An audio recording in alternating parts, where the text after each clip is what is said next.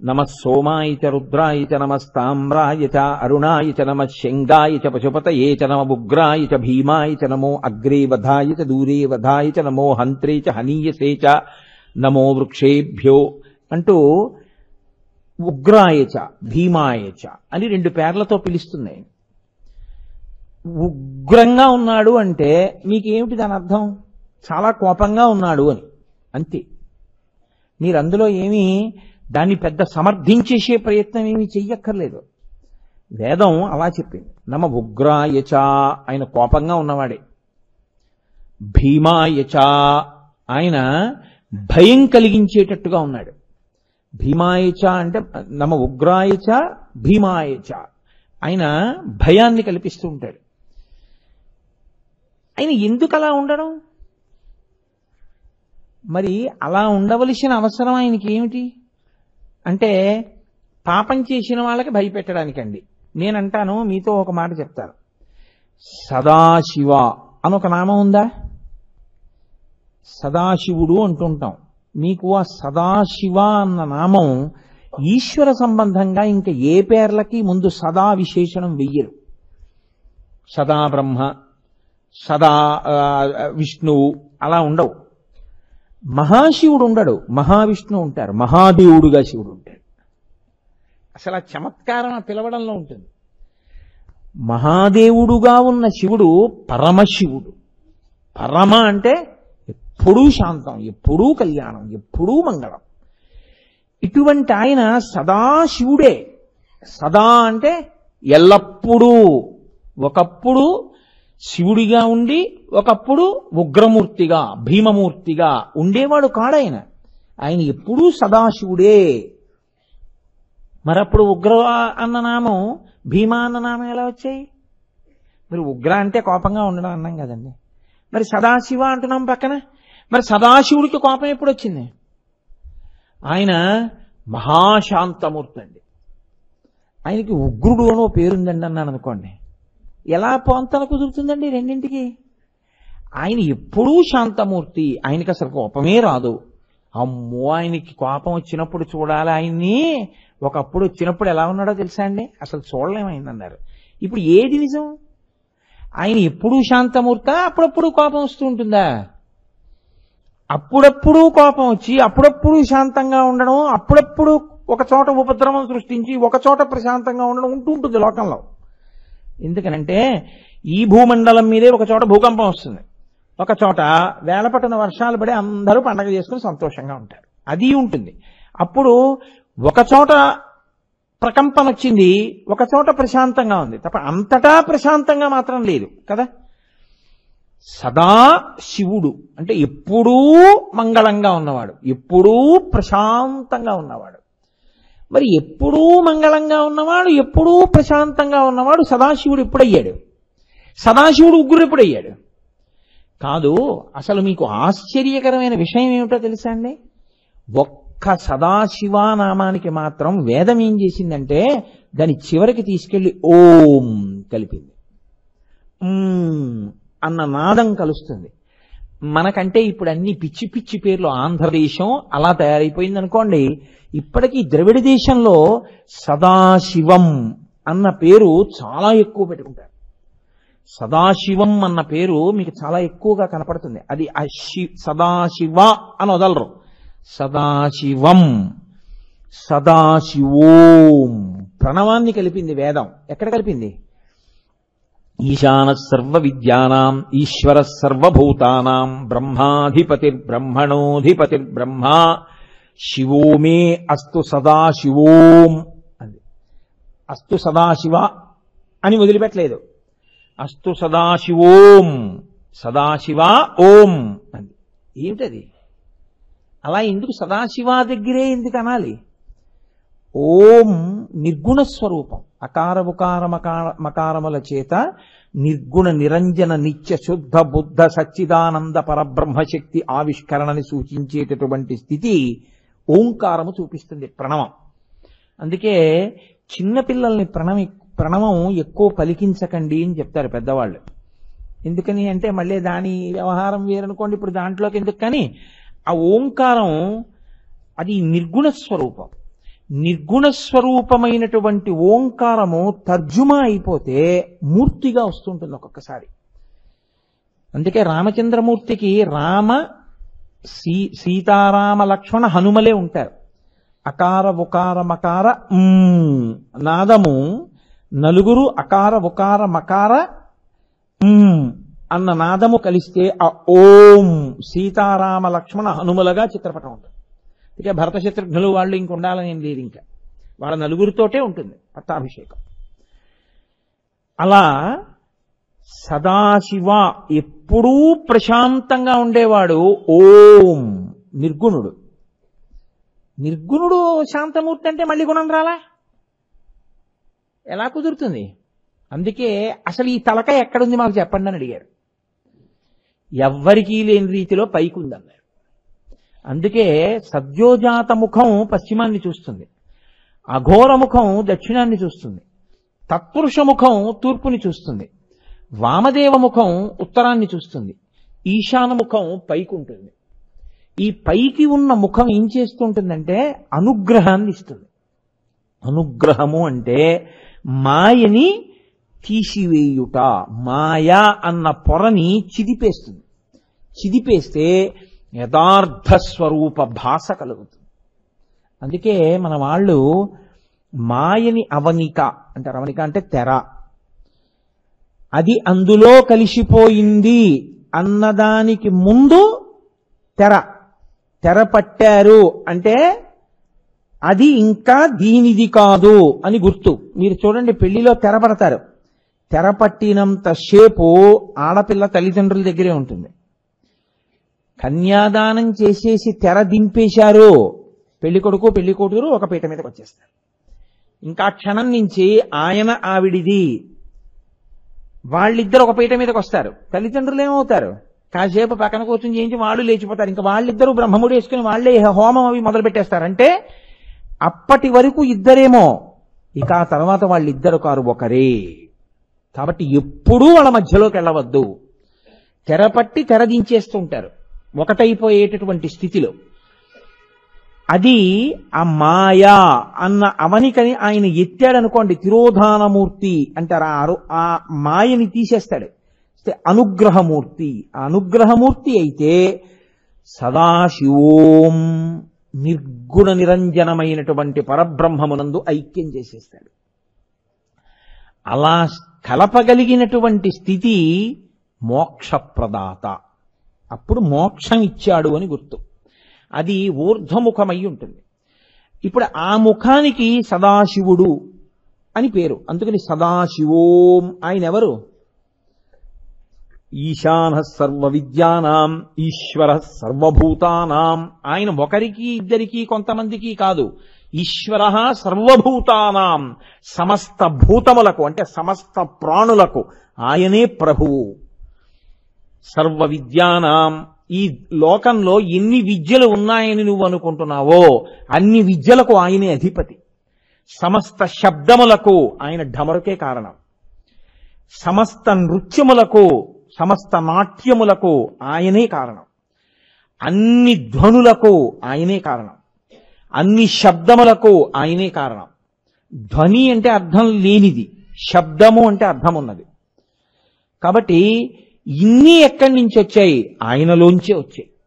కాబట్టి ఈశాన సర్వ విద్యానాం ఈశ్వర సర్వభూతానాం బ్రహ్మాధిపతి. ఈ సృష్టి మరి బ్రహ్మగారు కదా చేశారు. సృష్టి చెయ్యమని బ్రహ్మని సృష్టి చేసింది ఆయనే. ఇది ప్రభుత్వం అన్న మాటకు అర్థం. త్రిలోకాధిపతి అన్న మాటకి మీరు ఎట్నుంచి తీసుకుంటే వస్తుందో దాన్ని తేలిగ్గా మీకు అందించే ప్రయత్నం చేస్తున్నాను. ఇప్పుడు బ్రహ్మను ఎవరు సృష్టించారు? ఆయనే. అందుకే ఆయన గౌరవం ఇస్తారు. ఇంత సృష్టి ఆయన వలన జరిగింది కాబట్టి ఆయన తలకాయ పడిపోతుంది కాలంలో ఒకప్పుడు. అయ్యయ్యో పాపం ఆయన తలకాయ కూడా అలా శ్మశానంలో పడిపోవలసిందే, నక్కలు కొరకవలసిందే కాదు. కాబట్టి ఆయన ఏం చేస్తాడంటే దాన్ని తీసి ఒక తడపకి గుచ్చి మెళ్ళో వేసుకుంటాడు. ఇప్పుడు ఆ మెళ్ళో వేసుకుంటే ఏమైంది? ఒక పుర్రె. శివుడి మెళ్ళో ఎన్ని పుర్రెలు ఉన్నాయి లెక్క పెట్టడానికి వీల్లేదు. ఆవలి అంటే వరుస. బ్రహ్మమస్తకావలిని బద్ధతే నమ శివాయ అని స్తోత్రం చేస్తారు శంకర భగవత్పాదులు. బ్రహ్మల తలలు పుర్రెలు ఎన్నో మాలలు ఆయన తలలో ఉన్నాయి, ఆయన మెడలో ఉన్నాయి. అంటే ఎంతమంది బ్రహ్మలో వచ్చారు, ఎంతమంది బ్రహ్మలో వెళ్ళిపోయారు, ఆయన మాత్రం అలాగే ఉన్నాడు. ఆయన శాశ్వతుడు, నిరంజనుడు, నిత్యుడు. ఆయన సృష్టి చేయిస్తూ ఉంటాడు, నిలబెడతాడు, లయం చేసుకుంటాడు. ఇది ఎలా ఉంటుందో తెలుసా అండి? ఈ సృష్టి స్థితి లయ అన్నది చెప్పినప్పుడు నేను మీతో ఒక మాట చెప్తే మీరు చాలా తొందరగా బాగా పట్టుకోగలుగుతారు. తాను కదలక కదిలేదాన్ని పుట్టించి కదులుతున్న దాన్ని తనలో కలుపుకుంటాడు. ఇన్ని చేస్తున్నవాడు కదలకుండా ఉంటాడు. అదే క్షితిమూర్తయే నమః, ఓం శర్వాయ క్షితిమూర్తయే నమః. అందుకే మీకు శివారాధన యందు ఒక గొప్పతనం ఉంది. ఏమిటో తెలుసా అండి? మీరు శివపూజ అంతా చేసేయాలి. మీకు సమయం లేదేదో అంటే ప్రతిరోజు అలా చేయమని కాదు నా ఉద్దేశ్యం. కానీ సమయం లేకపోతే ఏం చేసేయాలో తెలుసా? ఓం భవాయ దేవాయ నమః, ఓం శర్వాయ దేవాయ నమః, ఓం ఈశానాయ దేవాయ నమః, ఓం పశుపతయే దేవాయ నమః, ఓం రుద్రాయ దేవాయ నమః, ఓం ఉగ్రాయ దేవాయ నమః, ఓం భీమాయ దేవాయ నమః, ఓం మహతే దేవాయ నమః. అయిపోయిందంతే. మరి అమ్మవారికండి మీకు కొత్తగా నామాలు అక్కర్లేదు. ఓం భవస్య దేవస్య పత్నై నమః, సర్వస్య దేవస్య పత్నై నమః, ఈశానస్య దేవస్య పత్నై నమః, పశుపతే దేవస్య పత్నై నమః. మరి వాళ్ళ పిల్లలకండి ఓం భవస్య దేవస్య పుత్రాయ నమః, ఓం సర్వస్య దేవస్య పుత్రాయ నమః. అంతే, అయిపోయిందంతే పూజ. శివ కుటుంబానికి ఆ 8 నామాలు వచ్చి మీరు పూజ పట్టుకుంటే అయిపోతుంది. శంకర భగవత్పాదులకి శంకర జయంతి నాడు పూజ చేస్తే 108 నామాలు కదండి. మరి 109, 112 ఉండవుగా, 108. గురువు గారికి కట్నం ఇస్తే 116. అంటే కట్నాలు పుచ్చుకుంటారు గురువు గారులు అన్న ఉద్దేశ్యం కాదు. శంకర భగవత్పాదులు కట్నం పుచ్చుకుంటారా? కాదు, మర్యాదా పురస్సరంగా ఇచ్చేది 116. మరి గురువు గారి నామాలు కదా, గురు పూజ నాడు 108తో ఎలా పూర్తి చేస్తారు? 116 ఎలా చేస్తారు? శివుడు 8 నామాలు అక్కడ కలుపుతారు. అందుకే ఆ 108 చెప్పి 8 కలిపి 116 నామాలతో శంకర జయంతి నాడు శంకరాచార్య స్వామి వారికి పూజ చేస్తాడు. అటువంటి శివుడు పృథివీ రూపంలో ఉంటాడు. ఆయన భర్గః అంటారు అలా ఉన్నప్పుడు. ఆయన అలా ఉండి, అది పరిపాలన అన్న మాటలోంచి మీకు నేను చెప్తున్నది త్రిలోకేశ. ఇప్పుడు త్రిలోకేశలోంచి భర్గః, శర్వః, ఈశానః ఇవన్నీ నడిచిపోతున్నాయని మీరు గమనించవలసి ఉంటుంది. కాబట్టి ఇప్పుడు ఈ భూమి రూపంలో ఆయన ఉన్నాడు. మీరు ఏ రూపంలో తీసుకోండి ఆయన అలాగే చేస్తాడు. సృష్టి స్థితి లయాలు, అది ఆయన ప్రభుత్వం. ఒక విత్తనం చెట్టుగా పైకొచ్చింది. ఎక్కడ విత్తనం చెట్టు అవ్వాలి? భూమిలోనే అవ్వాలి. ఇప్పుడు అది భూమిలోంచి పైకొచ్చింది. పైకొచ్చిన చెట్టు కదులుతోంది, కాయలు కాస్తోంది, పళ్ళు పండుతోంది, చిగుర్లు వేస్తోంది, ఎండుతోంది, మళ్లీ చిగుర్లు వేస్తోంది. ఇన్ని మార్పులు వచ్చాయి. ఆఖరికి ఆ చెట్టు పడిపోయి కలిసిపోయింది. ఎందులో కలిసిపోవాలి? భూమిలోనే కలిసిపోవాలి. ఏ భూమిలోంచి పుట్టి ఏ భూమి మీద పెరిగి ఏ భూమి మీద తిరిగి ఏ భూమిలో కలిసిపోయిందో ఆ భూమి కదిలిందా? కదలదు. తాను కదలక కదలికలకన్నింటికీ తాను అలవాలమవుతుంది. అలా సృష్టి స్థితి లయలు 3 చేస్తుంటుంది భూమి. భూమి వరకు ఎందుకండి? ఇది కూడా అంతేగా. యథార్థమునకు ఇందులోంచే వచ్చింది. అమ్మ కడుపు అంటే పృథివీ, అందులో ఉంది, అందులోంచి వచ్చింది, దాని మీదే ఉంది, దాన్నే తింది, మట్టి వికారాన్నే తింటుంది. యాపిల్ పండు తిందంటే యాపిల్ పండు ఎక్కడి నుంచి వస్తుంది? గోధుమ రొట్టె తింది రాత్రి అంటే ఎక్కడి నుంచి వస్తుంది? అన్నం తిన్నాడంటే ఎక్కడి నుంచి వచ్చింది? భూమిలోంచే వచ్చింది. అదే శర్వాణి అంటారు. శర్వాణి చాలా గొప్ప నామం. భూ సంబంధమైన సమస్త ఐశ్వర్యమునకు ఆవిడ కారణం. శర్వః, అప్పుడు ఆయన ఐశ్వర్యకారకుడు. ఆమె సమస్త ఐశ్వర్యాన్ని ఇస్తున్నాడు. అప్పుడు ఆయన కదిలాడు కదిలాడు కదిలాడు కదిలాడు పడిపోయాడు. ఇప్పుడు ఎక్కడికే కలిసిపోవాలి? ఇందులోనే కలిసిపోవాలి. ఇప్పుడు ఆయన సృష్టి స్థితి లయ 3 చేస్తున్నాడా చేయట్లేదా? ప్రభుత్వం నడుస్తుండడం అంటే అది. మళ్ళీ సృష్టి స్థితి లయ చేసేటప్పుడు ఏదో ఆయన చిత్తం వచ్చినట్టు 300 తొండలు చేయి, 400 బల్లులు చేయి, 500 పందులు చేయి అంటున్నాడా? ఏ పుర్రె పంది అవ్వాలో పంది పుర్రె కుక్క అవ్వాలో కుక్క పుర్రె ఆవవ్వాలో ఆవు పుర్రె బ్రాహ్మణుడు అవ్వాలో బ్రాహ్మణుడి పుర్రె మళ్లీ కిందకి వెళ్ళిపోవాలో లేకపోతే ఈశ్వరుల్లో కలవాలో దేవత అవ్వాలో చేసిన పాపపుణ్యములను బట్టి విచారణ చేసి గమనించి జీవుడి యొక్క పాపపుణ్యములను లెక్కలు వ్రాసి నిర్ణయం చేస్తున్నాడా? ఎన్ని లెక్కలు, ఎన్ని కోట్ల జీవులు ఇవి ఎన్ని రాస్తున్నాడో, ఎప్పుడు రాస్తున్నాడో, ఎక్కడ రాస్తున్నాడో నీకు నాకు తెలియదు, రాస్తున్నాడు అంతే. ఇన్ని నిర్వహించగలిగిన సమర్థత ఉన్నవాడు సర్వజ్ఞుడై ఉన్నాడు. సర్వజ్ఞ. ఆయనకి తెలియనిదంటూ ఏం లేదు. ఆయన ఈశాన సర్వభూతానాం ఈశ్వర సర్వభూతానాం. అందుకే మన వాళ్ళు మూడవ కంటికి తెలియకుండా చెయ్యండి అనాలి. మూడవ కంటి వాడికి తెలియకుండా చేయండి అంటారు. అంతకన్నా పిచ్చి మాట ఇంకోట్లేదు. అప్పుడు ఎవరికి చెప్పారో వాడు ఏమనాలంటే అది కుదరదులేవయా అనాలి. మూడో కంటి వాడికి తెలియకుండా నువ్వేం చేస్తావు? మూడో కంటి వాడు నీలో అంతర్యామి. నువ్వు వాడికి తెలియకుండా ఎలా చేయగలవు? మూడవ కంటికి తెలియకుండా అంటే నీ 2 కన్నులు తప్ప ఇంకొక 2 కన్నులలోని ఒక కన్ను కూడా చూడకుండా. అది రహస్యం అని. మూడో కంటి వానికి తెలియకుండా చేయండి అంటుంటారు. త్రయంబక 3 కన్నులు ఉన్నవాడు వాడికి తెలియకుండా ఏమీ అవ్వదు. సూర్యచంద్ర అగ్నిహోత్రాలు. రాత్రి అయితే చంద్రుడిగా చూస్తాడు, పగలైతే సూర్యుడిగా చూస్తాడు, నీ ఒంట్లో వేడిగా చూస్తాడు. ఇంకా నువ్వు ఆయనకి తెలియకుండా చేసేదే ఉంది. అందుకే భక్తి అన్న మాటకు అర్థం ఏమిటో తెలుసా అండి? ఈశ్వర నీ సమక్షంలోనే నిన్న తప్పు చేశాను అని అనగలగడమే భక్తి. తప్పులన్నీ చేసేసి సమర్థించుకోవడం భక్తి కాదు. తప్పు చేసి తప్పొప్పుకోవడం భక్తి. ఈశ్వరుడి దగ్గరికి వెళ్ళి నిజమే తెలియకపోవడం ఏంటి, నువ్వు చూడకపోవడం ఏంటి, నీ కళ్ళ ముందు చేశానా తప్పు, నేను మన్నింపబడేదను కాక, నేను క్షమింపబడేదను కాక, ఇంకొక మారు నేను అలా చేయకుండా నన్ను అనుగ్రహించు. ఇలాంటివి ఎన్నో తెలుసా నేను చెప్పవలసి వస్తే. నీ పూజకి 108 నామాలే చెప్తున్నాను, 1000 నామాలు చెప్తున్నాను. అసలు నేను నిజంగా ఒక్క 24 గంటల్లో చేసిన తప్పులు చెప్పవలసి వస్తే ఓ రోజు మళ్ళీ దానికే సరిపోతుంది. అందుకని అజ్ఞాని నామయా దోషాన్ అశేషాన్ విహితాన్ హరే క్షమస్వత్వం క్షమస్వత్వం శేషశైల శిఖామణి. నిజాయితీగా ఇది చెప్పినవాడు ఎవడో వాడు భక్తుడు. నోటితో పాడినవాడు, నోటితో చెప్పినవాడు భక్తుడు ఎందుకు అవుతాడు? తత్వం తెలుసుకు చెప్పినవాడు భక్తుడు అవుతాడు. కాబట్టి ఆయన ప్రభుత్వాన్ని నడిపిస్తుంటాడు. ఈ ప్రభుత్వాన్ని నడిపించడంలో ఆయన గమ్మత్తు ఎక్కడుంటుందో తెలుసా అండి? ఈ భూమికి మోయగలిగిన శక్తిగా ఆయన ఆవహించి ఉంటాడు. ఏది మోస్తోందండి సమస్తాన్ని? భూమే మోస్తోంది. ప్రతి దానికి ఒక పరిమితి ఉంటుంది. ఇంతకన్నా మొయ్యలేదు. క్యారీయింగ్ కెపాసిటీ అంటాం. ఓ lift carrying capacity, car carrying capacity. భూమికి మీరు నేను ఏమీ చెప్పలేం దాని క్యారీయింగ్ కెపాసిటీ. కానీ భూమి అంటుంది నేను మొయ్యలేకపోతున్నాను అంటుంది.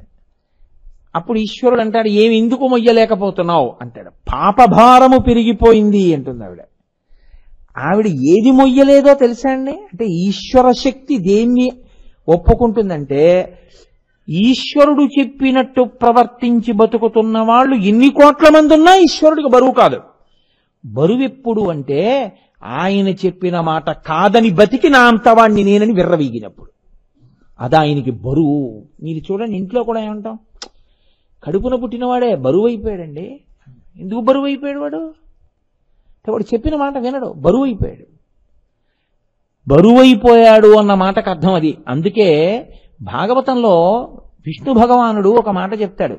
శుద్ధ సాధులందు, సురలందు, శృతులందు, గోవులందు, విప్రకోటియందు, ధర్మ పదవియందు, తగిలి నాయందు వాడెన్నడలుగు నాడు హింస పొందు అంటాడు. ఇవే పాపాలు. పరమేశ్వరుడు మహాప్రళయం ఎందుకు చేస్తాడో తెలుసా అండి? కోపం వచ్చి, లేకపోతే అంటువ్యాధుల్ని ఇవ్వడం, భయంకరమైన వ్యాధులు, ఉపద్రవాలు, వరదలు, తుఫాన్లు, భూకంపాలు, ప్రళయాలు, సునామీలు ఇవన్నీ ఎందుకు ఇస్తూ ఉంటాడంటే ఆయన ఉగ్రహ, కోపాన్ని చెందుతాడు. దేనికి కోపం? ధర్మ వ్యతిరిక్తంగా పెరిగిపోయి బతికే వాళ్ళు ఎక్కువైపోయారు. నేను చెప్పినట్టు బతకట్లేదు, నేనిచ్చింది తిని నేనిచ్చిన శరీరాన్ని పుచ్చుకొని నేను చెప్పినవి కాదని బతకడానికి ఉపయోగించుకుంటున్నారు.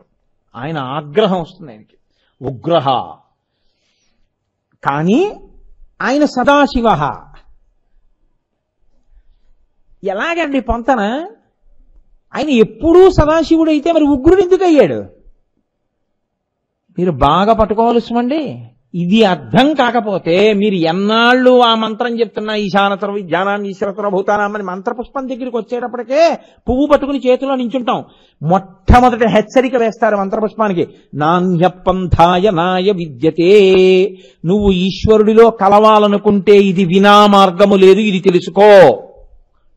ఇంకొకటి ఉందని అనుకుంటున్నావేమో, ఇంకేం లేదు, ఇదే మార్గం. ఏమిటా మార్గం? సదాశివోం, ఆయన సదాశివుడిని తెలుసుకో. ఆయన సదాశివుడే ఉగ్రుడిని మళ్ళీ వేదం చెప్తోంది రుద్రంలో. ఉగ్రుడిగా సదాశివుడు, భీముడిగా సదాశివుడు. ఎలాగో తెలుసా అండి? మీరు కొంచెం జాగ్రత్తగా పట్టుకోండి. అనేకమైనటువంటి చేసిన పాపములున్నాయి. ఇప్పుడు ఈ పాపములు పోతే కదూ మీరు అసలు విడుదల పొందడం అన్నది వస్తుంది. ఆ పాపాలు పోతే కదూ ఈశ్వరుడి దగ్గరికి వెళ్ళడం అన్నది, ఈశ్వరుణ్ణి చేరుకోవడానికి మార్గం ఏర్పడడం అన్నది. ఇప్పుడు ఈ చేసిన పాపములన్నీ తీసేయాలంటే దేని రూపంలో తీసేయాలి? కష్టపెట్టి తీసేయాలంతే కదా. ఏదో ఒక కష్టాన్ని ఇచ్చి ఆ కష్టం రూపంలో తీసేయాలి. ఇప్పుడు ఆయన మీకు కష్టాన్ని ఇచ్చి కష్టం ఇచ్చిన రూపంలో మీ పాపాన్ని అలా తీసేసి మీకు మిమ్మల్ని బాగా దగ్గరికి తీసుకున్నవాడు సదాశివుడు ఎందుకు కాలేదు? ఆయన సదాశివుడిగానే ఉన్నాడు, మంగళప్రదుడిగానే ఉన్నాడు. మంగళప్రదుడిగా ఆయన ఏం చేస్తున్నాడు? మీ పాపాన్ని తీసేస్తున్నాడు. కష్టం ఇచ్చి ఉగ్రహ, కోపంతో మీకు శిక్ష వేసిన వాళ్ళ కనపడి ఆ శిక్ష రూపంలో మీ పాపాన్ని తీసేస్తున్నాడు. ఇప్పుడు ఆ పాపం పోతే, అందుకే పెద్దలు కష్టం వస్తే సంతోషిస్తారు. అమ్మయ్యా, కుంతీదేవి అయితే భారతంలో ఉంది, కృష్ణ నాకెప్పుడూ కష్టాలే ఇయ్యి, దానివల్ల 2 ఫలితాలు వస్తాయి. కృష్ణుడు నవ్వి అన్నాడు, ఏమొస్తాయన్నాడు? ఒకటి, ఎప్పుడూ నీ నామము స్మరిస్తాను. సుఖాలే ఉన్నాయనుకో, నీవెవడకు కావాలి? అక్కర్లేదు, నా అంతవాణ్ణి నేనని తిరుగుతాడు. కష్టాలుంటే ఎప్పుడు ఆయన్ని నమ్ముకుని ఆయన నామం చెప్తుంటాడు. 2, నీ నామం కష్టంలో బాగా చెప్తే ఏమవుతుంది? పూనికతో ఇంత కష్టం ఇచ్చినా పాపం నా కాళ్ళే పట్టుకున్నాడు, నువ్వు వస్తావు, నీ దర్శనం అవుతుంది. కాబట్టి కష్టము వలన నిన్ను చేరడం తేలిక, నాకు కష్టాలే ఇయ్యంది కుంతి. కాబట్టి ఇప్పుడు ఉగ్రహగా ఉన్నవాడు సదాశివుడు కాకుండా ఎలా పోయాడు నాకు చెప్పండి? మిమ్మల్ని అనుగ్రహిస్తున్నాడండి కదూ. మీ పాపం అక్కడతో పోయింది కదా, మీ తప్పు అక్కడతో పోయింది కదా. కన్న తండ్రి కడుపులో పెట్టుకున్నట్టు పెట్టుకుంటాడు తెలుసా అండి. మీ అబ్బాయి చిన్నతనంలో చాలా పెద్ద తప్పు ఒకటి చేశాడు. అతను చెయ్యరాని తప్పే చేశాడు. ఏదో పిల్లాడు కదా, తెలుసున్న వాళ్ళ పిల్లాడు కదా అని చెప్పి నాన్నగారు ఏదో ఆ బ్యాంకుకి వెళ్ళారు.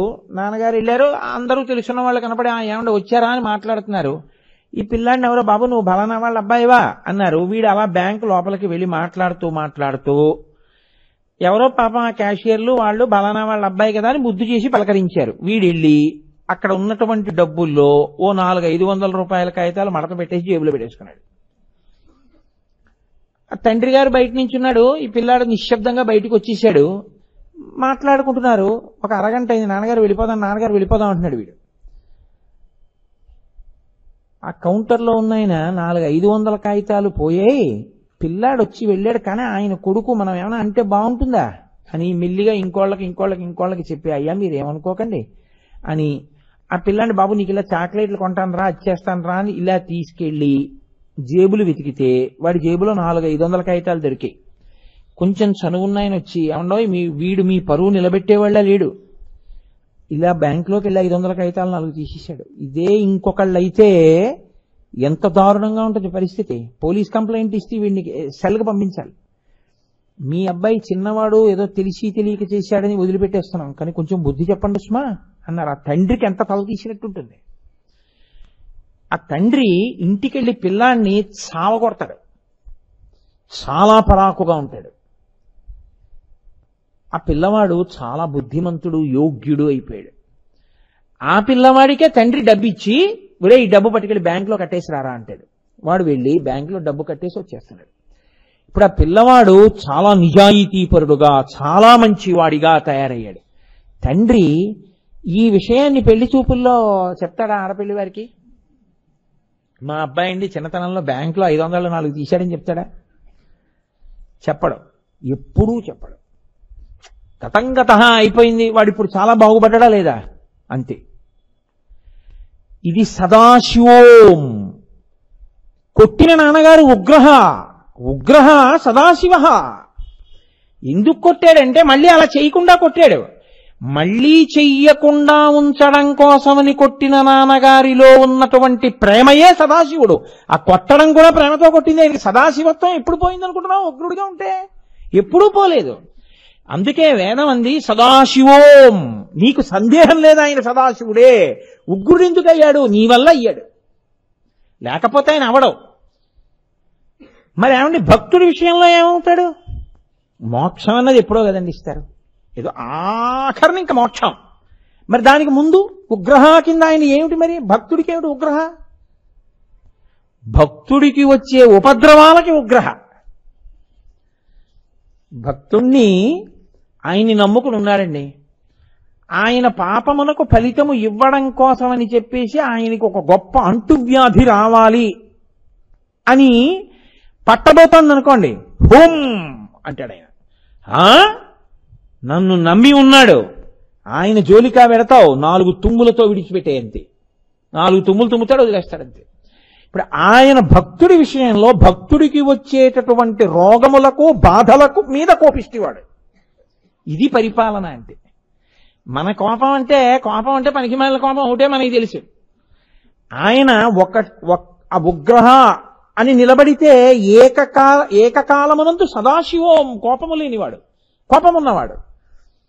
అందుకే కదా మహిమ్నా స్తోత్రంలో పుష్పదంతుడు నమో నీధిష్టాయ ప్రియదవదవిష్టాయిత నమో నమ క్షోధిష్టాయ స్మరహర మహిష్టాయిత నమో నమో వర్షిష్టాయ త్రినయన అవిష్టాయిత నమో నమ సర్వస్మైతేతదిగమిది సర్వాయ నమ. దూరంగా ఉన్నవాడివి నువ్వే, దగ్గరగా ఉన్నవాడివి నువ్వే, తల పండిపోయిన వాడివి నువ్వే, అత్యంత కుర్రాడివి నువ్వే. ఎక్కడ ద్వంద్వములున్నాయో అక్కడ ఈశ్వరుడు ఉంటాడు, ఎక్కడ ఊహకందని స్థితి ఉందో అక్కడ ఈశ్వరుడు ఉంటాడు. మీకు దాన్ని పట్టుకోవడం చేతనైందనుకోండి, అది మీ నడవడి మీద ప్రభావాన్ని చూపిస్తుంది. అప్పుడు ఏమవుతుందో తెలుసా అండి? పరిశీలన యందు మీకు ఒక గొప్ప సత్యం ద్యోతకం అవుతుంది. నేను మీకు ఒకటి చెప్తాను చూడండి. నేను చూస్తూ ఉంటాను, వెంకటాచలంలో కొండ మీద ఆస్థాన మంటపము అని ఒకటి ఉంది. ఆ ఆస్థాన మంటపంలో హరికథ అవి చెప్తుంటారు. నేను ఎప్పుడూ 100 మందిని మించి చూడలేదు, అది నా ప్రారంభం అయి ఉండొచ్చు. ఆ 100 మందిలో 80 మంది ఎందుకు వస్తారో తెలుసా అండి అక్కడికి? పోనీ నా అనుభవం కాదంటే నాతో ఎంతో మంది వచ్చారు, వాళ్ళని అడగండి ఎందుకు వస్తారో తెలుసా అండి? పాపం కాటేజీలు అవి లేక బయట ఎక్కడో కూర్చుని పడుకుని ఉన్నవాళ్ళు కాసేపు 4 గోడలు, ఫ్యాను, హాయిగా ప్రశాంతంగా కాళ్ళు జాపుకుని కూర్చుంటే ఏదో హరికథ ఏదో వినపడుతుంటుంది, చల్లగా ఉంది, ఈశ్వరుడు ఇచ్చినటువంటి ఆవాసమని కాళ్ళు. కొంతమంది అక్కడే గోడలకి శుభ్రంగా నిద్రపోతుంటారు కూడా. అలా హాయిగా కాళ్ళు చాపుకు పడుకోవడానికి, కూర్చోవడానికి, నించోవడానికి కూర్చుంటారు. కానీ వాళ్ళ ఉద్దేశ్యం అది కాదు సభామంటపం. అక్కడికి వచ్చి కూర్చుని అందరూ ఆ కార్యక్రమాన్ని విని అవతరించి సంతోషించి వెళ్ళాలి అని. కానీ ఇలా వాడుకున్నా వచ్చి లేపేయలేరు కదా, దాన్ని అలా వాడేసుకుంటుంటారు అంతే. ఒక్కొక్కసారి అలా ఈశ్వర తత్వంలో ఉన్న గొప్పతనం ఏమిటో తెలుసా అండి? అమ్మయ్యా సుఖంగా ఉంది ఇక్కడ, హాయిగా ఉంది అనుకున్నాడు అనుకోండి, వాడు ఎందుకు లేచి వెళ్ళిపోతాడండి? వాడు లేచి వెళ్ళిపోతే మళ్ళీ బయట ఎక్కడ రోడ్డు మీద కూర్చోవాలి. బాగుంది కదా, వాడికి కార్యక్రమంతో పని ఉంది, ఇంకా కూర్చుంటాడు, కూర్చుని హాయిగా గోడకి జాగ్రత్త నిద్రపోతుంటాడు. 8:30, 9 అయిపోతుంది, కార్యక్రమాలన్నీ అయిపోయి హారతి కూడా ఇచ్చేసారు, వీడు ఒకడే ఉన్నాడు. అప్పుడు ఏం చేస్తారు? తలుపులు వేసే ముందు రే నాయన లే, బయటికి వెళ్ళి ఇంకా అయిపోయే కార్యక్రమాలను పడుకున్నావు సార్లే వెళ్ళంటారు. అప్పుడు వీడు బయటికి వెళ్ళిపోతాడు. మీరు జాగ్రత్తగా ఆలోచించండి, ఈశ్వరుడు అన్ని సుఖములే ఇచ్చాడు అనుకోండి, చాలా బాగుంది. అసలు మనం ఏమైనా పాపం చేస్తే, మనం ఏమైనా తప్పు చేస్తే మనకి శిక్ష ఒకటి ఉంటుందని అసలు ఎప్పుడు తెలిసి వస్తుంది నాకు చెప్పండి? ఈశ్వరుడు కరుణామయుడు, దయాళువు, ఎవరినీ ఏమీ చేయడు, బాధ పెట్టడు. మీ పాపాలన్నీ ఆయన పుచ్చేసుకుంటాడు, అందుకని మీకేం బెంగలేదు. మీరు ఏ పాపమైనా చేసేసేయండి, ఈశ్వరుడు మిమ్మల్ని రక్షించడం తప్ప ఆయన మిమ్మల్ని ఏ శిక్ష వెయ్యడు అని నేను మీకు చెప్పాను అనుకోండి, ప్రబోధం. అది మీకేమైనా పనికొస్తుందా? మీ ప్రవర్తన మీద నాకు చెప్పండి. మీ మార్పుకి అది కారణం ఏమైనా అవుతుందా? ఒక్కనాటికి అవ్వదు. ఇంకెందుకండి, వాడు ఏ తప్పు చేసినా వాళ్ళ నాన్నగారు చూసుకుంటారులే అన్నట్టు ఉంటుంది. కాదయా, నువ్వేం చేస్తున్నావో రాసుకుంటూ ఉంటాడు, శిక్ష వేస్తాడన్నాను అనుకోండి. ఇప్పుడు మీకో కష్టం వస్తే మీకో పరాకు వస్తుంది. ఓ తప్పు చేశాను, కష్టం వచ్చింది, ఇప్పుడు ఈ కష్టం ఇంత బాధగా ఉంటే తప్పు ఎందుకు చేయడం? కాబట్టి మనం ఇక చెయ్యొద్దు తప్పులు, అసలు మనం వాటి జోలికి వెళ్ళద్దు. మనం మంచిగా ఉందాం, ఈశ్వరుడు మన పట్ల కారుణ్యమూర్తి అవుతాడు. మీ నడవడి దిద్దడానికి ఉగ్రహ నామం కారణమవుతుంది.